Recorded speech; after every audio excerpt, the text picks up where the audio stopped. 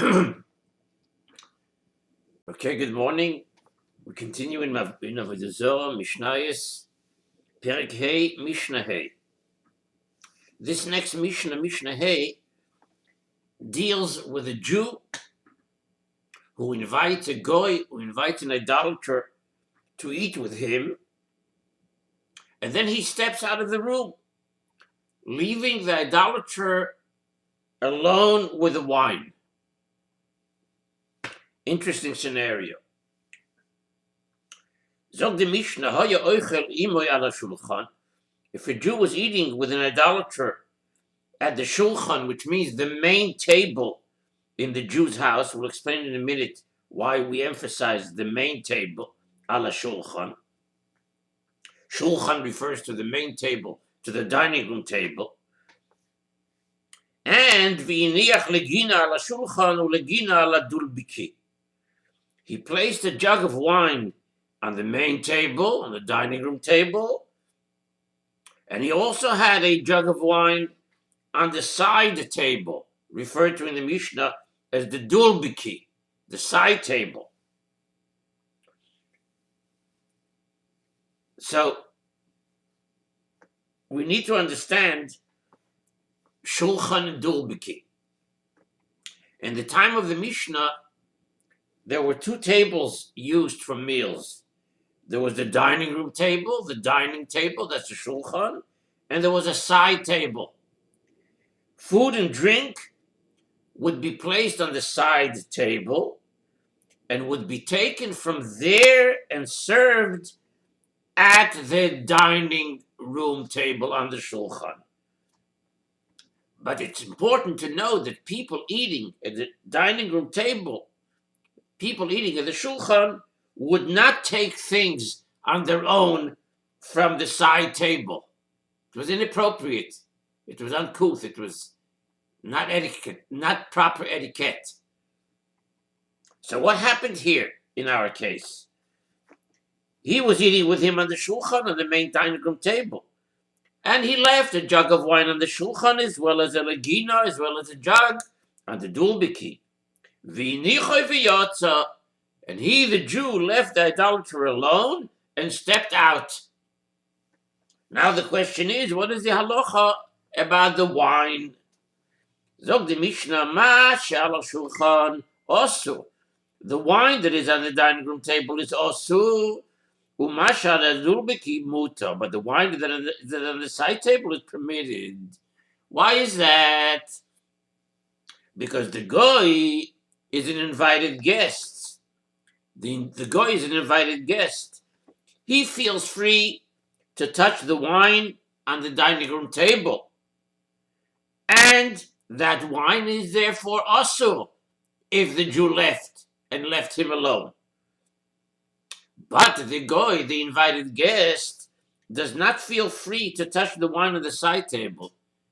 On the side table, that's not for people to get up and take from. The server brings it, whatever is on the side table. Guests do not take food or drink directly from that table. And therefore, that wine remains mutar.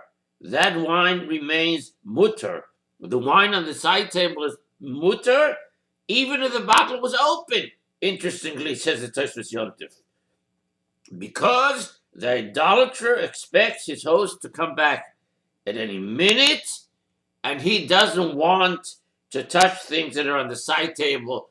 He would look like a boor. It's inappropriate. It's not proper etiquette. And therefore, that wine remains mutar. But, says the Mishnah, if the Jew said to the idolater before he left, pour some wine for yourself and drink. Have a drink. Take some wine and drink.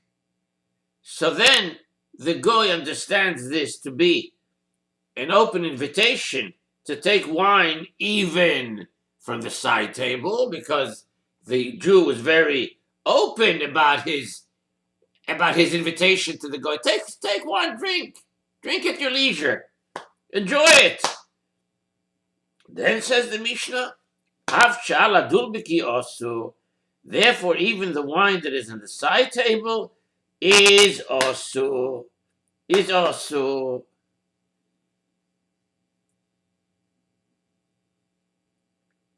Now the Mishnah explains. Now the Mishnah finishes up by explaining the status of wine that the Jew has elsewhere in the house, none of the shulchan, none of the dulbiki.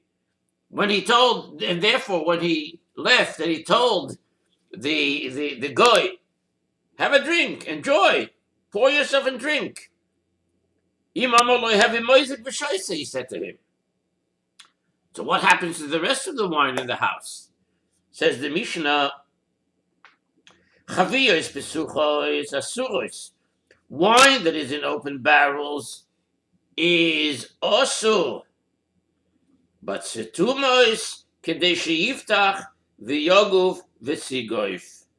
However, wine that is in the sealed barrels is also only if the idolater was alone in the house, as we learned in the previous Mishnayos, long enough for him to be able to open the seal, make a new seal, and allow it to dry before the Jew returns. Right? So since the Jew gave him permission to drink wine, the idolater allows himself the pleasure to touch the wine wherever it is in the house. And therefore, wine that is in open barrels will be usher when the Jew returns. He can't use that wine anymore, even if the Jew returns immediately. Once you gave that blank permission, whatever is open becomes usher for you. However, wine that is in the sealed barrels is mutter as long as the Jew was not away long enough for the idolater to break and remove the cap of the barrel and replace it with a new one and have the new one dry, as we learned previously. And this follows the opinion, as we learned in the previous Mishnayos, this follows the opinion of Rab Shimon ben Gamliel in Mishnah Gimel and in Mishnah Dalet.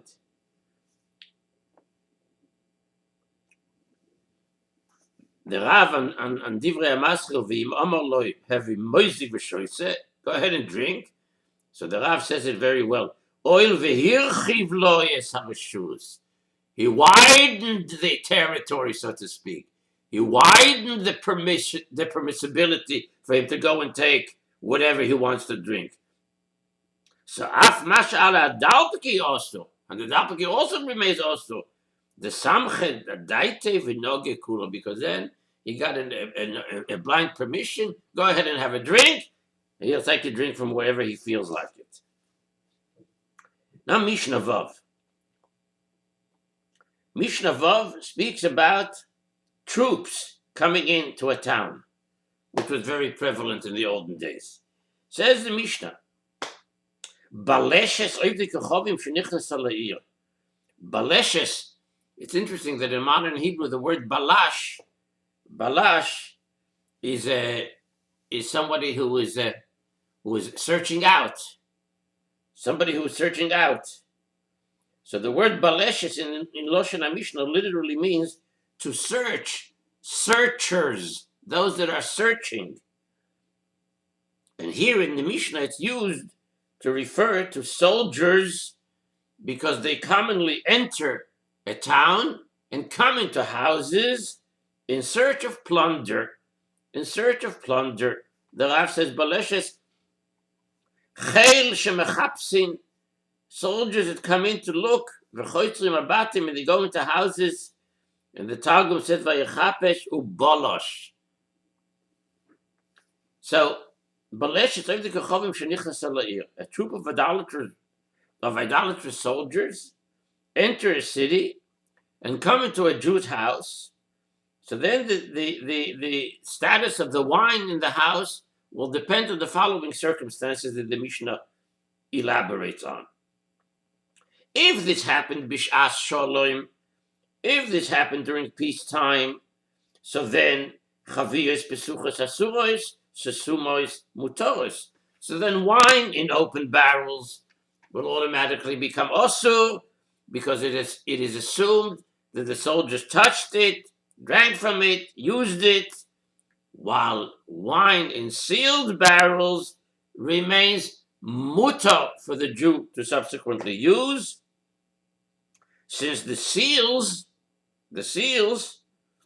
show that the barrels had not been opened. Now, we're also not concerned that the soldiers may have removed the original seals and then resealed the barrels, because in those days the law was that when a troop of soldiers entered a town, the people of the town were obligated, were required to feed them, the Ravid explains. So the soldiers therefore felt entitled to drink from any wine they found in people's houses. And they felt no need to cover up what they had done. They had no reason to hide what they're doing. They could take whatever they want. They could eat whatever they want. The townspeople are required to feed them anyway. So it's for that reason that they would not go through the trouble of resealing a barrel if they've broken it open. They have no reason to reseal it. They're not hiding anything from anybody. They feel free for all. They can take whatever they want. So that is Bishas Sholom. So Bishas Sholom, Chavias Pesuchas Asuros, and Susumois Amutois. But Mishas Bilchama, but during wartime, they have to be on the move on, they have to fight, they have to respond to battle. So during wartime, Elu ve'elu mutoros, the wine in both the open barrels and the wine in the sealed barrels are both muto. Muto sounds like a big chiddush, and the Mishnah gives a very plausible explanation, because these soldiers during wartime are on the move. They have to move on. There's no time during wartime to perform libations, to get into all sorts of inyone Avodah Zarah. The soldiers are too worried about being attacked by the enemy to spare time for taking wine and performing all sorts of libations to the idols. Right? The Meforshim explained that in wartime they enter the homes only to quickly grab some valuables, but don't stop to drink wine or pour libations. However, any barrel that was originally sealed and now was found open is fashtetzach also, even during wartime, because it must be assumed that the soldiers did open it and did touch the wine, and therefore it becomes also. Therefore, the Tosfos Yontif says this footnote, that any barrel that originally was sealed and now is found open becomes automatically also.